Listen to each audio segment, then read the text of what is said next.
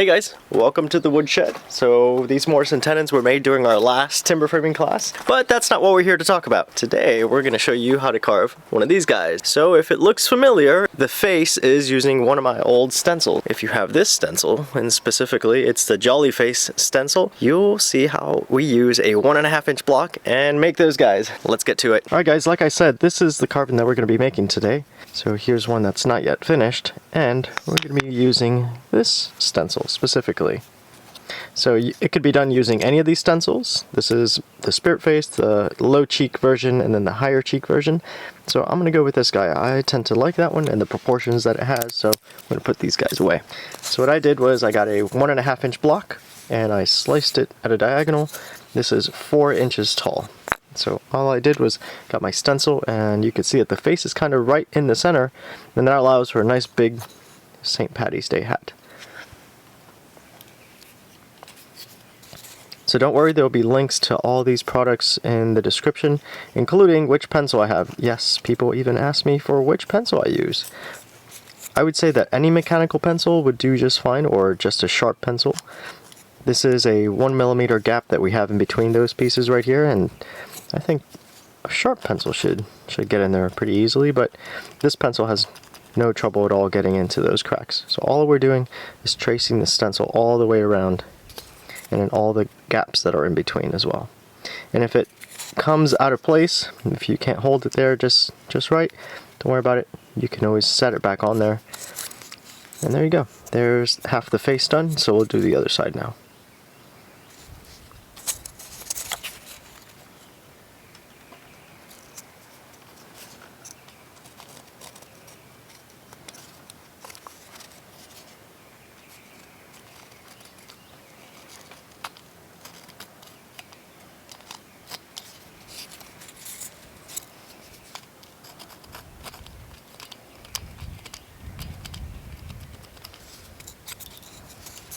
Okay, and there is the face. So the only other thing that I'm going to draw on here is going to be the brim of the hat. Well, maybe the hat entirely. I like for it to have a nice upturn like this. You can see, and then give the brim a little bit of thickness. I've debated making a stencil for this guy. You guys let me know if you would appreciate a stencil for the hat. But I'm a little bit hesitant to do it because, well, I'm just not sure exactly how much value it would actually bring. But you guys let me know if you really think that a hat for St. Patrick's Day would help out. And then of course the buckle is going to go in there, but we're not going to even draw the buckle in there because all this material is going to get wasted away. So we're going to carve all that off, and then we'll get the buckle carved when we recess that part of the top of the hat. Alright, so let's get to carving. Alright guys, as always, carving gloves and some other sort of grippy glove on my right hand. Hope you guys don't mind all the shavings in the background. Had a timber framing class like I said earlier, and yeah, well, that's what we do. We make chips and carvings and shavings and a ton of sawdust. Alright guys, so to start this guy, I like to get the face out of the way as quickly as possible because, for one, that's the hardest one, and it's gonna really make or break your carving. So to do that, I go down to this line and give myself just a little bit of an offset and come down and do a rocking stop cut on there. And I'm using a flex cut roughing knife. I like this knife, and I've sharpened it exactly the way I like it. Okay, just like that. Don't worry about it being super perfect.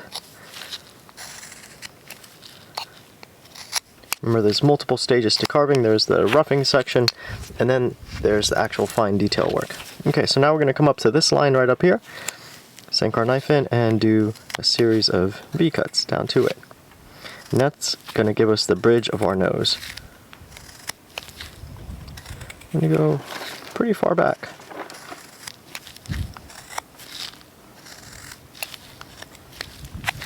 Remove some of this material up here.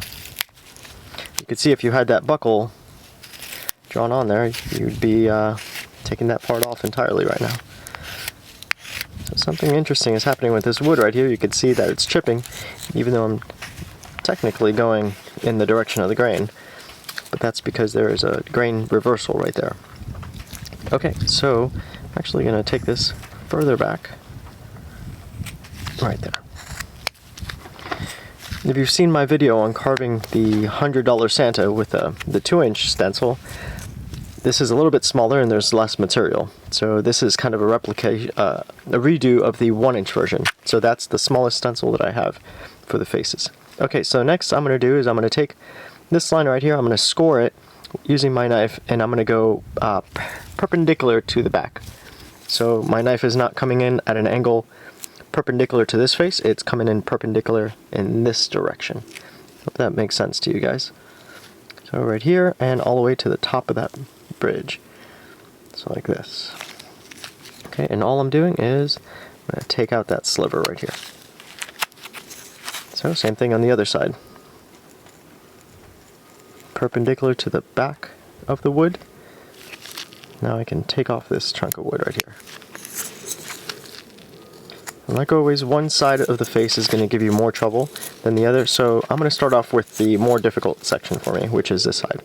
So all I'm doing now is I'm going to take my knife and go follow this line right here. And that's going to be the bottom of the eye. So right here, and down, like this. I need to score the bridge a little bit more. So now it's just a chasing game.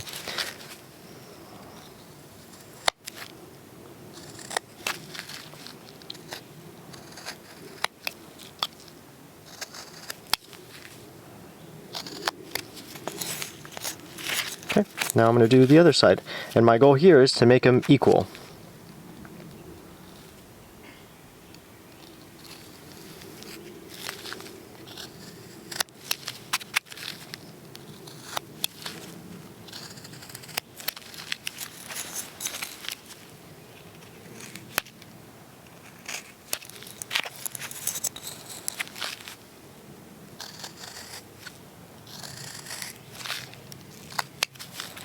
Okay, now you can see that I'm more comfortable on this face, on this side of the face than that one. So I gotta come back over here and remove some material from the center and get those profiles and those the shapes of those eyes pretty much the same. So I need more material removed up here. And the goal here is to get those eye planes parallel to the back of the piece of the wood. That way when you look at it like this, those eye planes are parallel to the back, because otherwise then if they're askew like this, it just looks really, really weird. And we want to give ourselves enough space so that when we put the eyeball stencil in there, we can really get those eyes made correctly. So yeah, if you have the eyeball stencil, we're going to be using that one in just a few moments. Okay, so that looks pretty good. Yep, and so you guessed it, we're going to get the eyeballs done next, because I would say that is one of the more challenging parts of this. Okay, so gloves off for this part. I need a lot of dexterity to be able to draw those on there. So you could absolutely draw these parts by hand. Okay, so I use poster putty, and I just had it in there because it was easy to carry around. So what I do is I take just a little bit. So let me describe which shape I'm using. If you buy the set of eyeballs, usually they come in, you'll get like 16 pieces, right? It's really just a replicate. It's just a double of the original set. And each eyeball has a left and a right.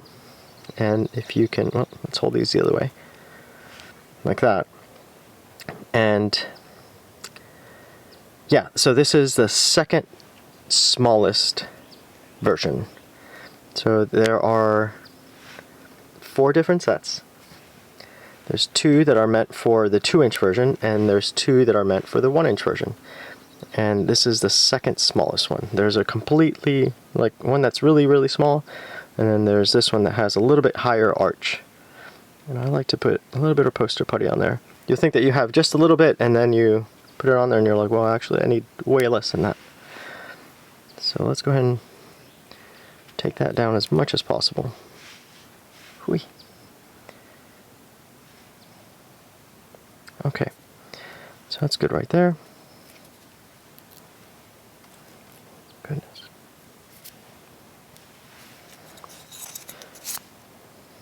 And I'm just gonna butt it up to that nose, like that. And then I can adjust it once I have the second eyeball in place.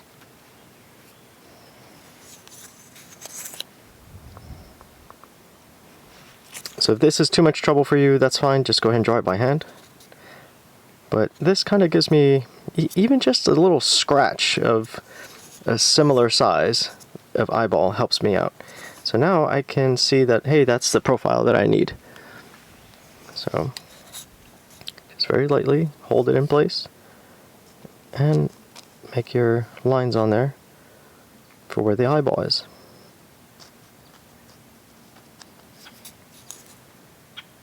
And guys, this is not going to guarantee that your eyeballs are perfect, but they are going to guarantee that, at least initially, the size of them will be pretty darn similar. So yeah, this one's a little bit different from that one, but that's okay, right? I think I can manage with that. In fact, I'm going to carve them just as is. I may make some small variations to it, but I think that's going to work out.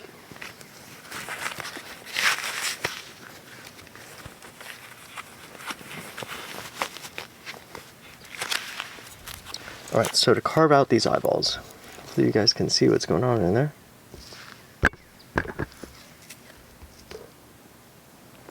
Okay, that's what it looks like. So all I'm going to do is I'm going to score that line. So the same roughing knife. You could use a detail knife for this, if you're more comfortable with that. And just score it out. And there's two parts to it. I started at the very top of it, at the arch. And just going like that. So this is the way I like to do my eyeballs, pretty much butted up against the nose. Some folks like to do the eyeballs on top of the nose. I found that the eyeball starts at the middle of the bridge of the nose. And if you look at a person, that's true. That holds true. Okay, so all I do is come over here and take off this sliver. Same for this guy right here.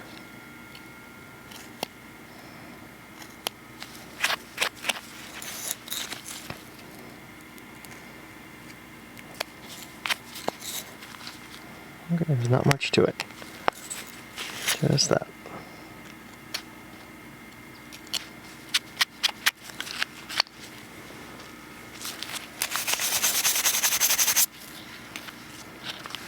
Okay, now I'm going to do the other side, and then we're going to clean up these eyeballs a little bit.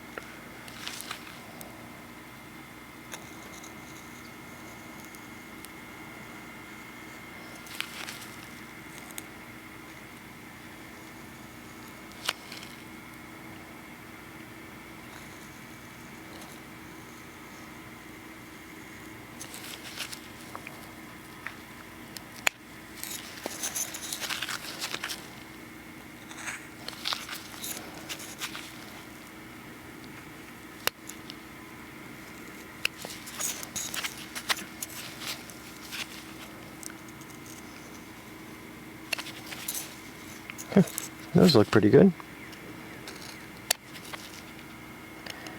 And kind of the reason I like to do the eyeballs first is because, well, when you do this, you're going to end up having the knife kind of bouncing around in different places. Like when I remove this edge over here, it may dig into the bridge of the nose. So it actually prevents the finished nose from getting nicked and scratched. And other parts of it, obviously. Okay, so those look okay, but now we need to kind of shape the eye socket. And so what I do is I take this guy right here, and I just round him over.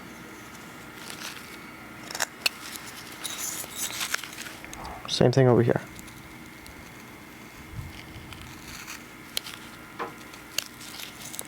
Okay, same thing over here. Start at the high part of the arch, kind of roll your knife at an angle. Make sure that blade doesn't go in too deep. Okay, and now, just little by little, make sure that eye kind of looks relatively relatively normal. Okay.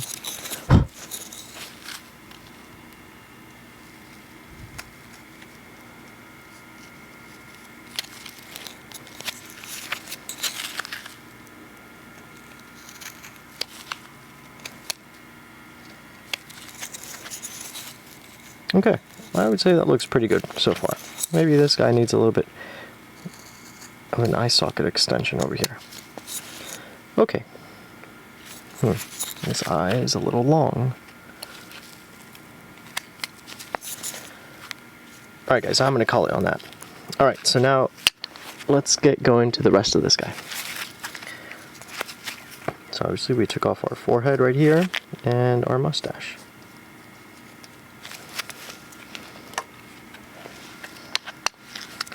Alright, let's see.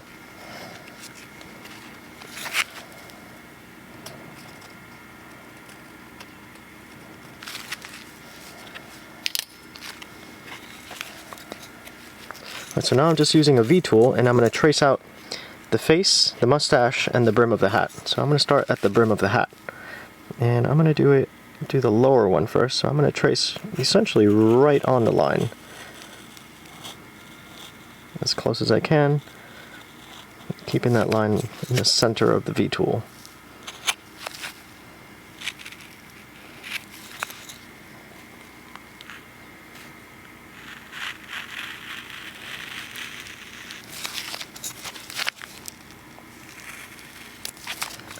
This is just to guide my knife afterward. So I'm going to do the top of the brim. Try to keep a healthy distance away from the lower line. So whatever you have drawn on there, you could probably disregard it.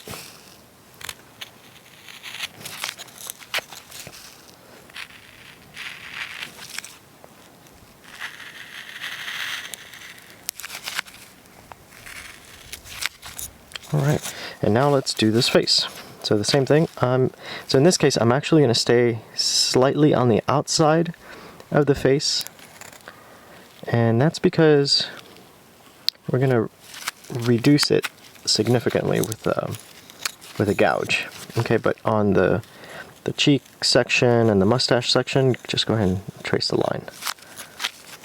Okay, there we go.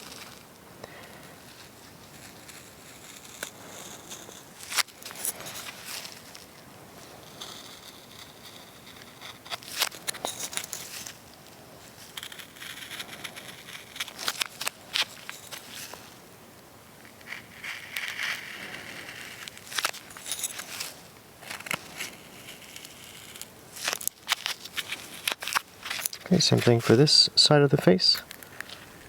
Just on the outside of the line. And if you cut the line, that's fine too. It's not live or die situation over here.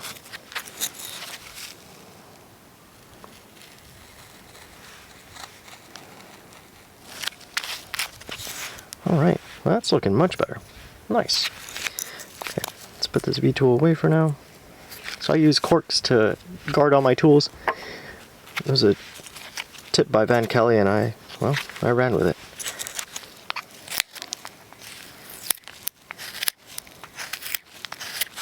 Okay. So now, let's knock down these corners right here of the nose. Just a little bit. Same on this side. Okay, and now all we're going to do is we're going to score all those lines with our knife. So I'll start at the top of the brim of the hat. So it helps if you have something to rest the piece onto. And all these pieces, all the parts of this are unfinished, so it doesn't really matter if you, you damage it a little bit by putting it onto the piece of wood.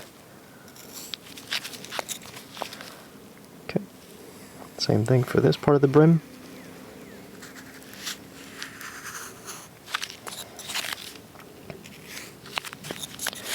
And the face. Now, same thing, like when we did the nose, we want our knife to go pretty much perpendicular to the back of the piece of the wood.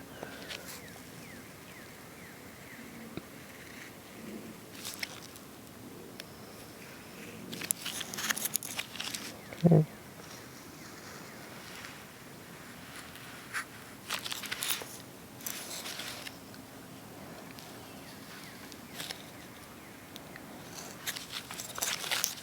Same thing for the mouth, the mustache. And we'll do the mouth in a little bit as well, once we get there. Okay, same thing on this side of the face.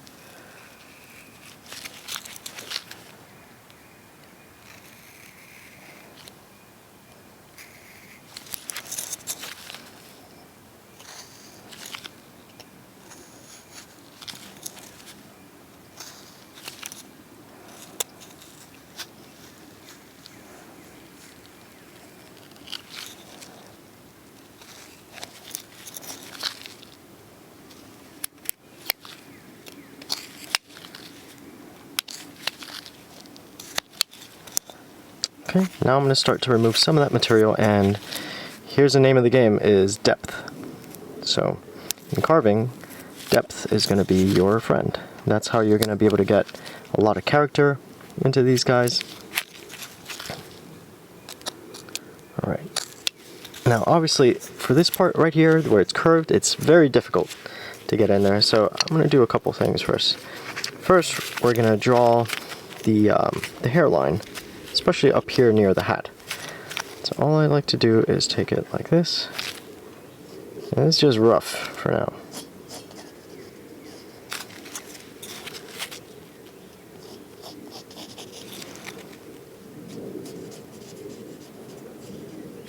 And that kind of allows me to knock down some of these corners. Take my knife and do that.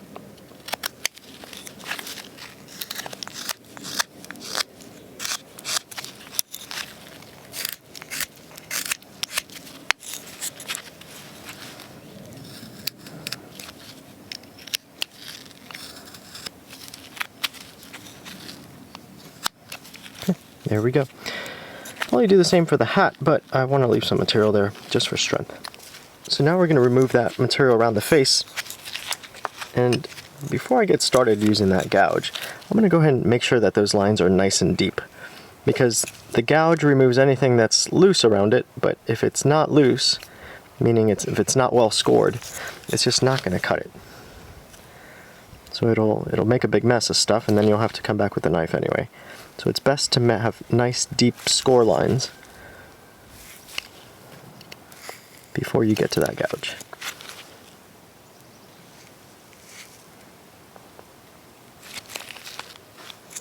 Okay.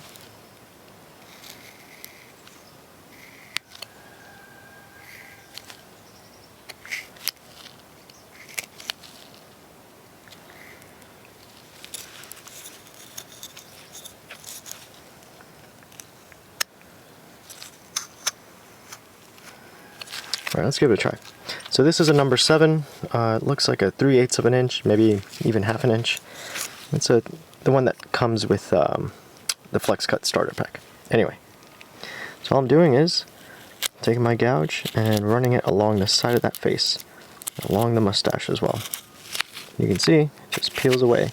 Then you have these little fish scallops, and you come back at the high points and peel them away as well.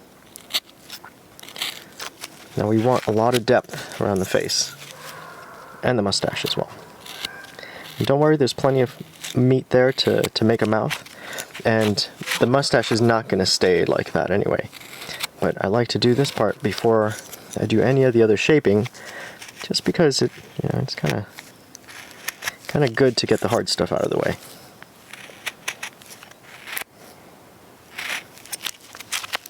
So I used to do this just with a knife, and it was very difficult because when you roll the knife,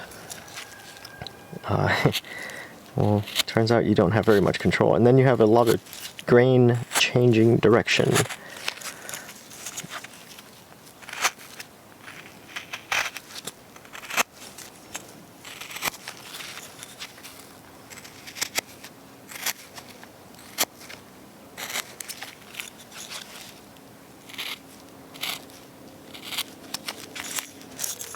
There we go. All right. Excellent. Okay, so now we're just gonna cut away all that excess fluff.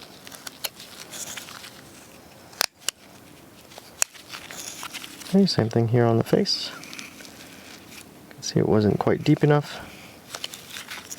Then over here we can kind of use our knife and tilt it downward and get rid of those scallops that are very close to the face. Okay, then over here, the same thing, just clean it up. Get rid of those gouge marks and cut into the face just a little bit.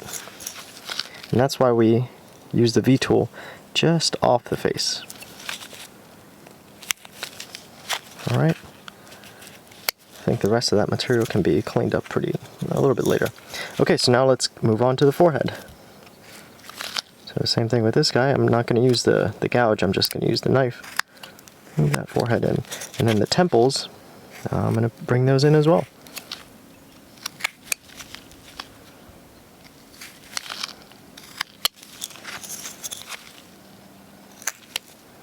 And you can see how this guy's starting to take shape.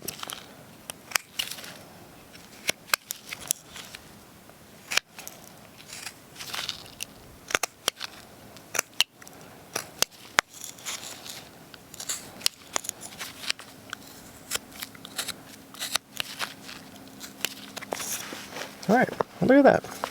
Okay.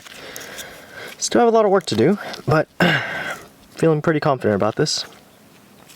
Okay, so let's work on these cheeks and mustache interference right here. So all I'm doing is I'm taking my knife pretty much at a 45-degree angle, and I'm just removing that sliver right there. Now what's going to give you that rounded effect is kind of a seemingly,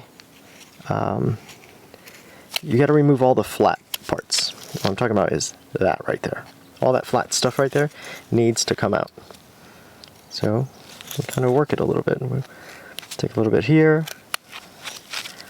a little bit more between the mustache and the cheek, and the same thing with the mustache. We're going to roll this section right here. And you always want to be cautious of the grain direction, but in some cases, if your knife is sharp enough, it'll make it uphill, at least for a little bit.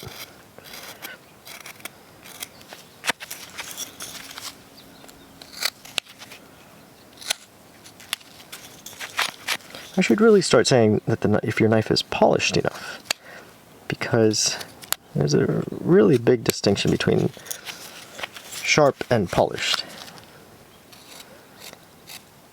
Okay, so that's what I'm talking about right here. You see we're starting to remove some of those flat parts, and we're not really changing the angle of the material very much, but kind of making it seem like, you know, there's more to it than just flatness. Okay, the same thing over here.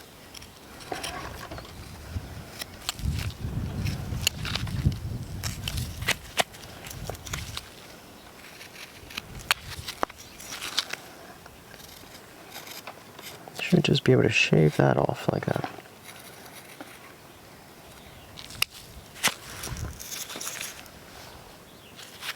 Cool. Hopefully that makes sense what we're doing over here. Okay, let's do the same thing on the other side.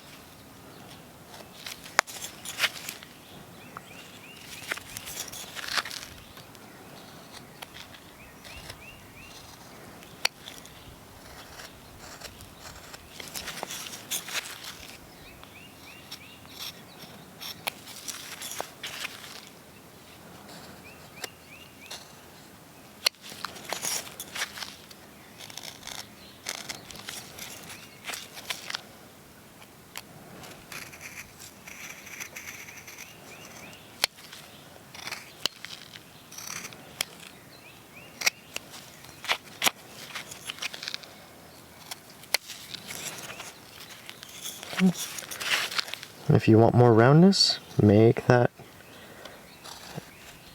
gap a little bit deeper.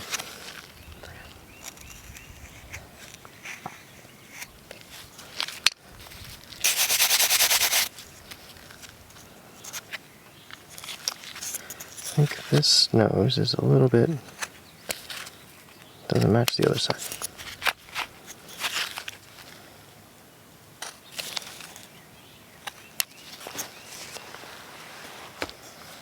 Alright, now let's shape the bottom of this mustache right here. Then I'm going to shape the nose after this. Okay, so to shape the nose, essentially what we need are two lines right here. This line right here, and this line right there. I just like to get a V-tool, big V-tool like this, that's 60 degrees. Just follow that line and make sure not to stab the eyeball. So, oh, I almost did there. Anyway, just a little bit is enough.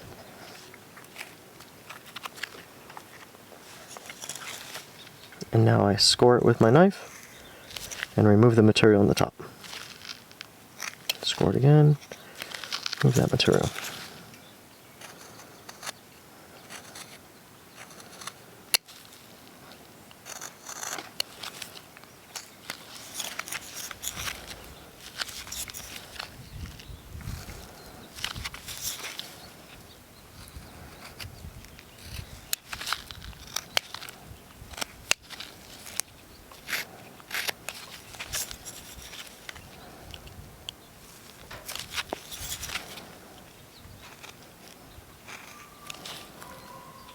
Okay, let's take down the peak of that nose.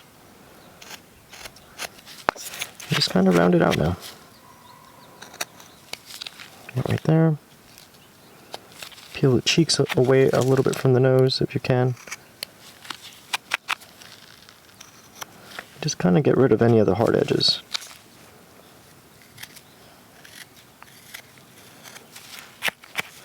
And yeah, you could do nostrils if you like. I usually tend to forget on purpose.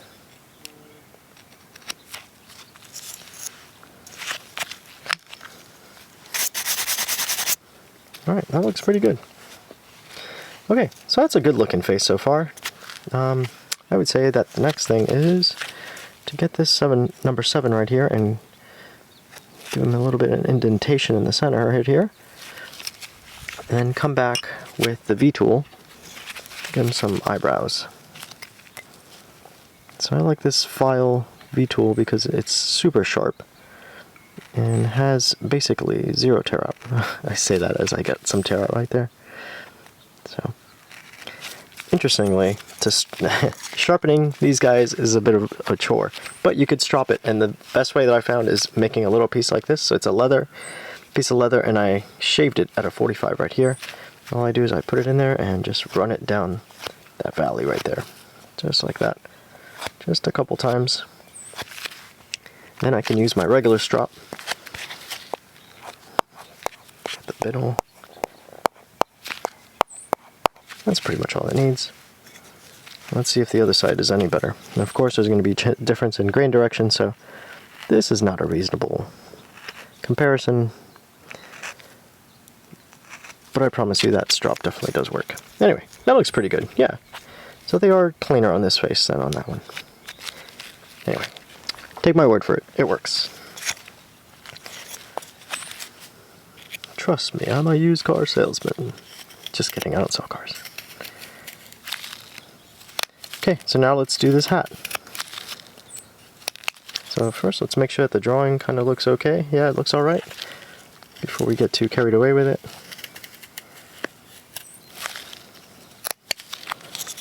Okay.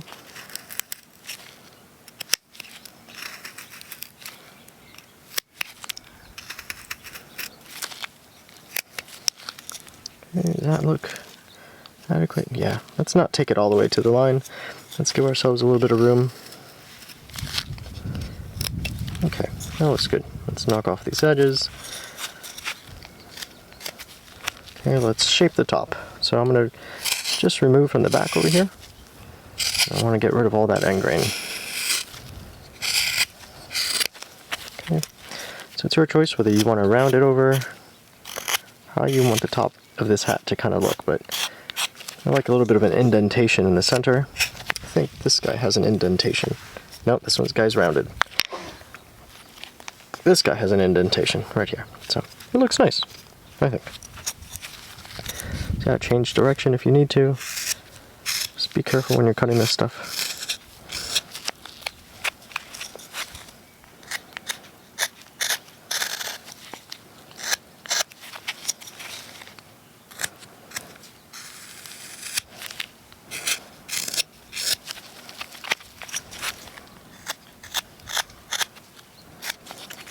Okay, so now we're going to remove the material just at the top of the brim. So you could probably use the gouge on this. In fact, I probably will resort to the gouge. So same thing, just come from here.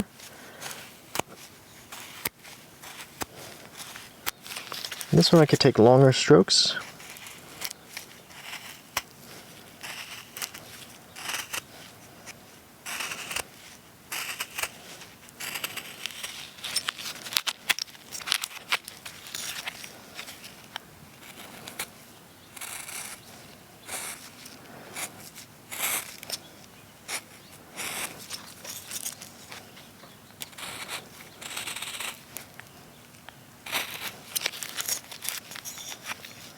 Alright, let's see if we can use the knife to get rid of this material.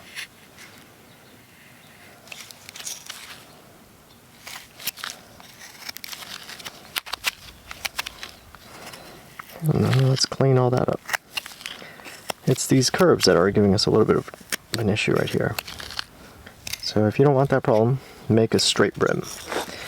But if you want a curvy brim, like I have, then you're going to have to figure this out.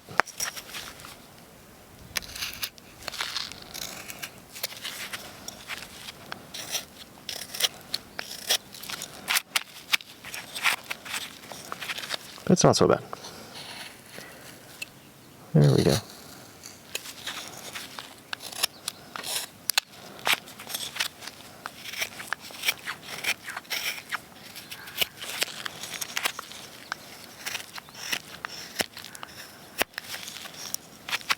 That looks pretty good.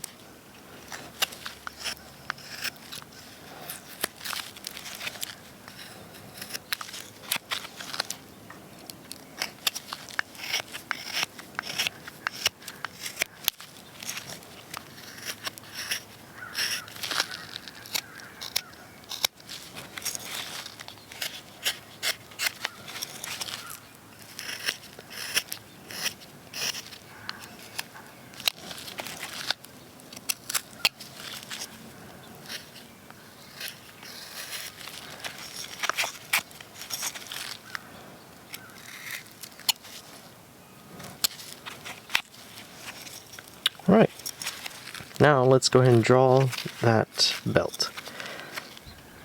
So,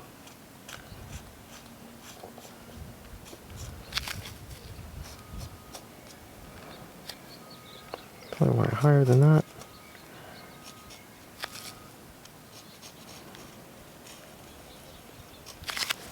All good? Yep. Okay, now I'm going to put the buckle right here.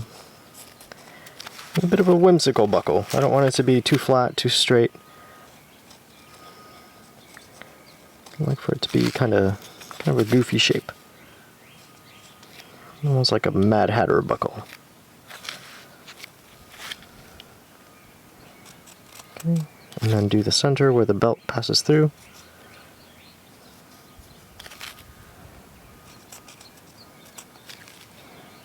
I think that looks good. Alright, so now the V-tool, all I do is I'm going to outline all the sections that are flat. So that little section of the buckle where it goes up vertical like that, I'm not going to touch with this V-tool.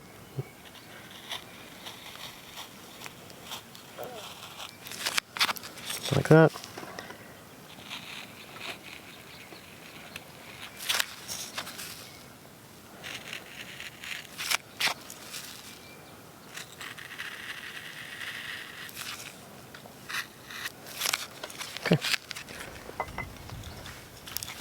So now I'll come back with my knife, and I just need to create a little bit of separation between the hat and that belt. So like this, and there we go.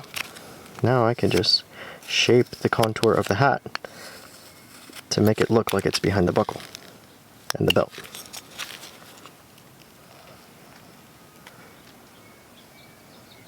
Like this, and with my knife, cut that little section right there. Now I can come up to that section and cut it away. Good. Same thing for the back of the top of the buckle, the hat section. It goes there. Perfect. Okay, over here. Vertical.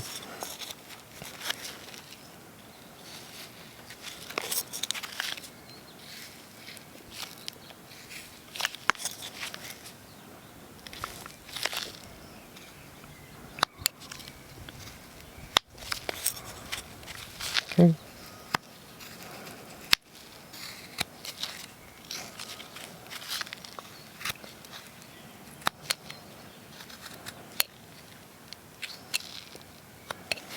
One of the greatest mysteries, I think, that I uncovered was how do you hold these guys correctly upside down? And the trick is this 2-finger clamp right here. So if you put it in between these 2 fingers, then you can do some of these things that you wouldn't be able to otherwise.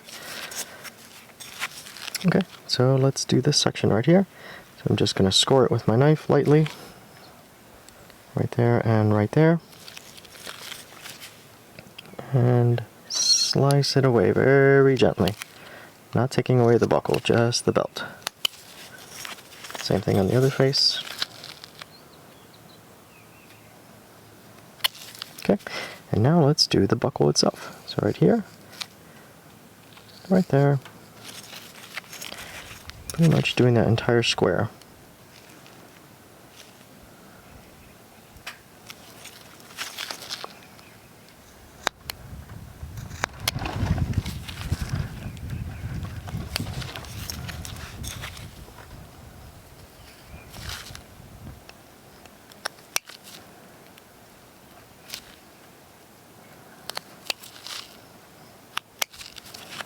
So if you guys think you'd benefit from a hat stencil, let me know. I find that I am unsure of it. Either way, I'm happy to make one, as long as someone buys it, of course.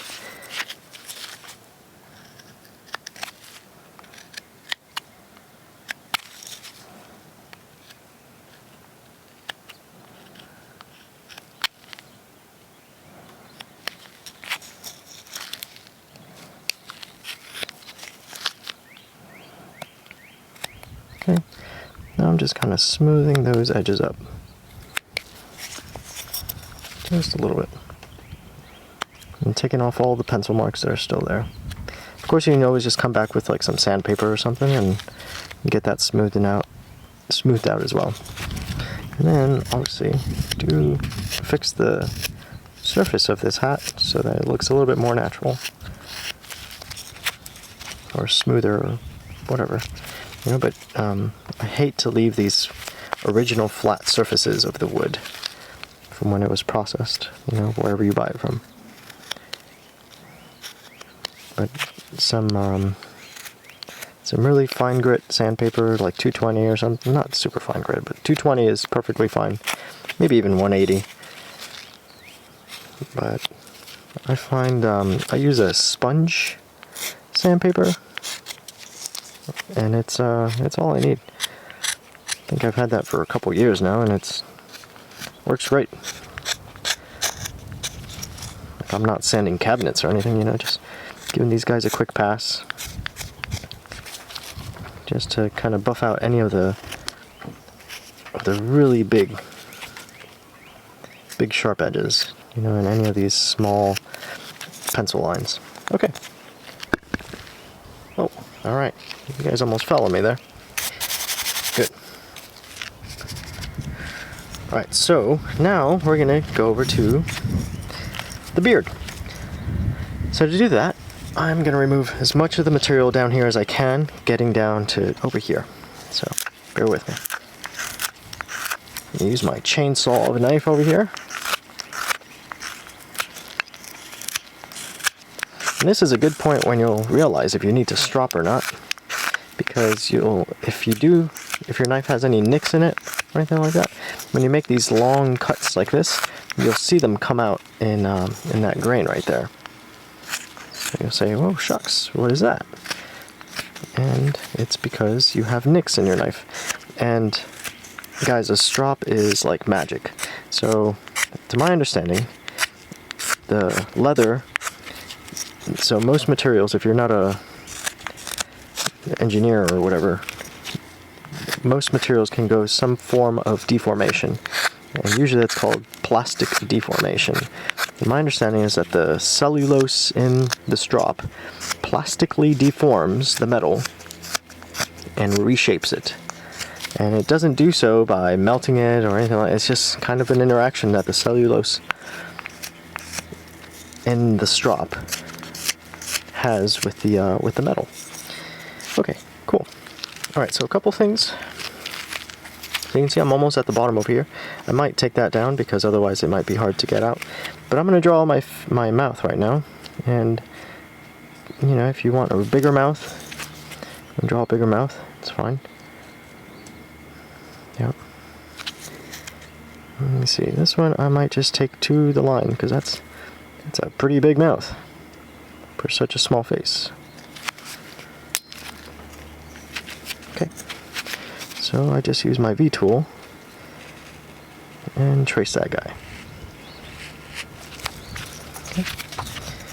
You can see I'm using the wings of this V tool to my advantage.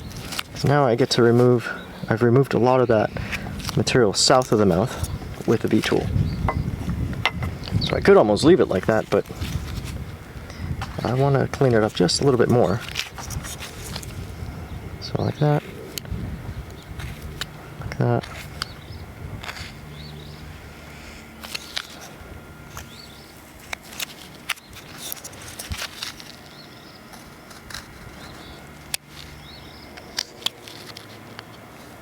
So I want to tuck all the hair essentially underneath the mouth.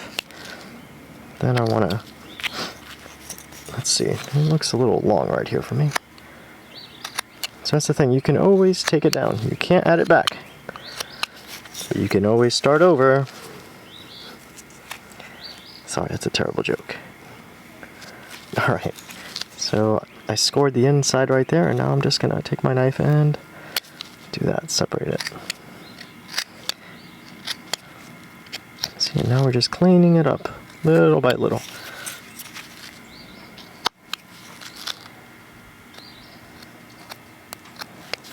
Okay, and I'm rounding the lip over so it looks a little bit more natural. Otherwise you have a really jagged lip, which, I don't know, I don't have any jagged lips.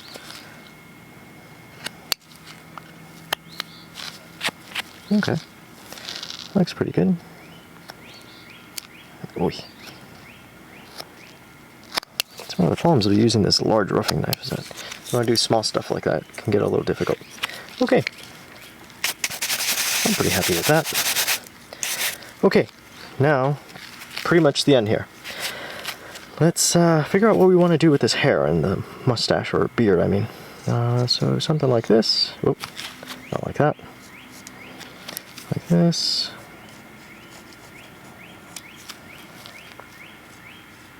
So I want to do some big locks. I want to do almost like a windswept thing, but I don't know. Don't want to do it too much.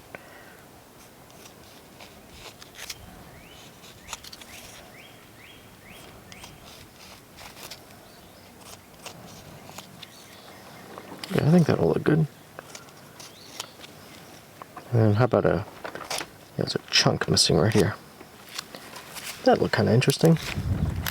Okay, so for this, using my knife, and this is the dangerous part, believe it or not, guys, because you're going to be applying a lot of force right here. And when you get to this section right here, the wood tends to do something funny. It gets very thin. And if you have your fingers back here, guess what? You're going to go through your glove. So I like to turn it upside down and use my thumb as much as possible That way, I can control the amount of force that I'm putting in, how much that knife is really going into the material. So there we go, like that. Now I'm just going to do all these pretty much at once, and then come back and separate them. Okay, so these are fairly deep. Now these are the tricky ones because, well, I can't get my hand over there. So, yep, recipe for impaling my palm right there. So right here, I just, boom, like that. So you really got to get creative with how you're going to get that knife in there without cutting yourself. Maybe put it down like this. That works too.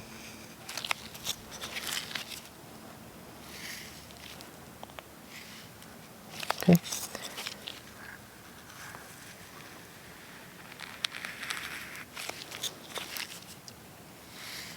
So you notice the back of my piece is still rough. I haven't sanded it down. It's only after I finish carving them that I sand them down, because I do things like that, like I mistreat them, kind of push them against a stump or a piece of wood or something like that, and they can get dinged up pretty hard. Okay, and then this last one right here. Fingers away from where the knife is going to slip. Don't let the knife slip. There. Alright, now let's work the easy part, this side. So all I'm doing, taking my knife and doing a relief cut. Like this. Turn around. Be mindful of grain direction. Easier said than done.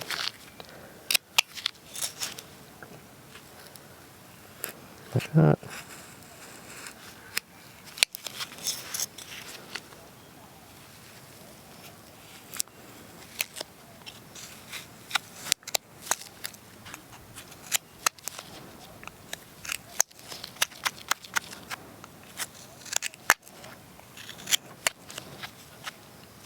Okay, let's keep on going.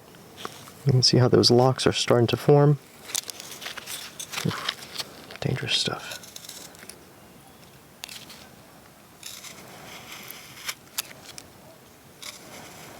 So yeah, I'm going uphill here, and it worked out.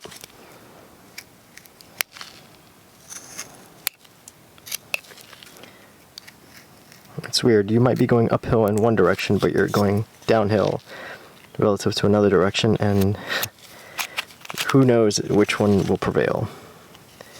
It's always tricky to know which one's gonna work. Okay, cool. Look at that. That's looking pretty good already.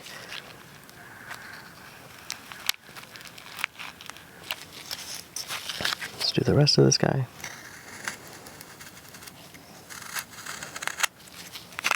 So a really sharp knife definitely helps for this sort of beard.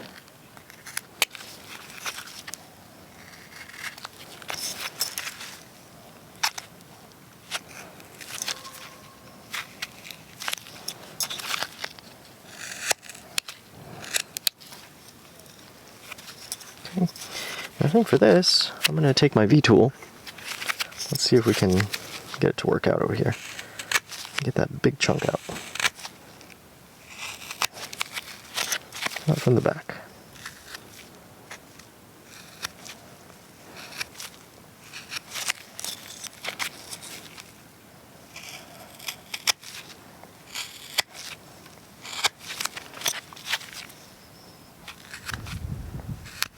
Problem is that we can only cut downhill. So let's see if that's working out. Maybe we can shape it with a knife a little bit more. Oof.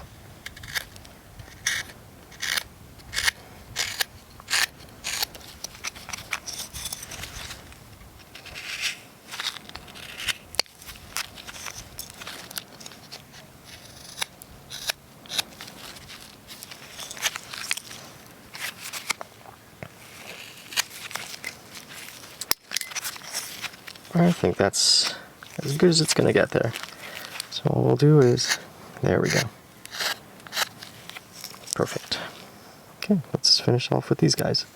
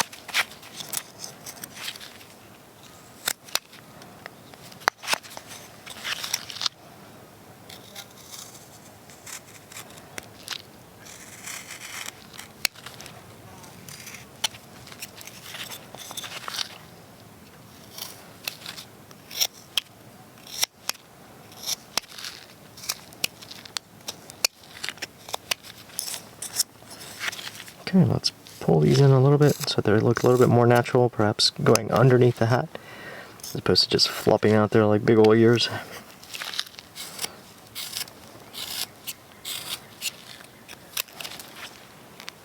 That looks better.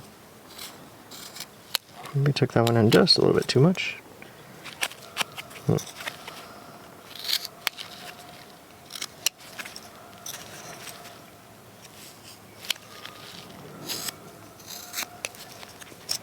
Okay. That looks better. Alright. Now the last thing over here is to, well, let's shape up this brim a little bit. So now you're just kind of go over the carving a little bit and realize the parts that need a little bit more attention. I think this knife needs a little bit of stropping.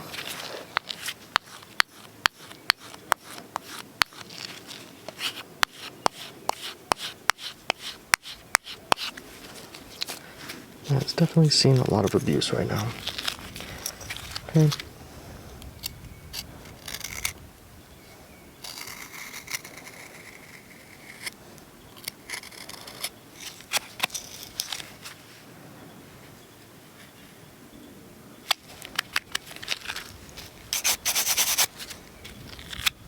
Alright, now I like to use this micro V tool and do the mustache, and all I'm going to do, start from out here, kind of give it that swoop into the nose,